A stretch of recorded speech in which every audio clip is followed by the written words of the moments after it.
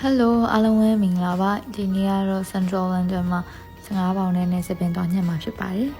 ။တွားပေါ့နော် Hair Salon နဲ့ Hair Academy နှစ်ခုရှိတယ်။မိကတော့ Hair Academy မှာညှက်ခဲ့တာ။ပြောမယ်ဆိုရင်တင်တန်းပေါ့နော်သူတို့တင်တန်းမှာတက်နေတင်တန်းသားတွေကို training ဆင်းပေးတဲ့သဘောမျိုးအဲ့မှာကိုက model သွားထိုင်တဲ့လိုမျိုးလုပ်ရတာ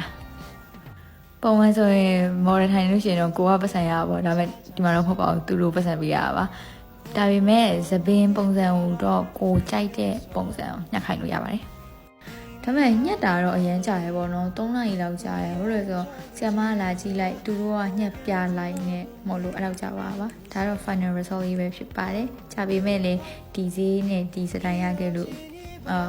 satisfy ဖြစ်ပါတယ်။ဒါကတော့သူတို့ရဲ့ Instagram account ပေါ့နော်။ကိုကသပင်မညှက်ခင်အရင်ကတော့ appointment ယူရပါတယ်။ဈေးရပြောမယ်ဆိုလို့ရှိရင်တော့ပုံမှန်ဆိုတော့25ပေါင်ပေါ့နော်။ကျောင်းသားဆိုရင်တော့15ပေါင်ပါပဲ။ဒါကတော့သူတို့ရဲ့ location နေရာလေးပဲဖြစ်ပါတယ်။ Soho မှာရှိတာပါ။အားလုံးစင်ကြပါစေ။ Bye bye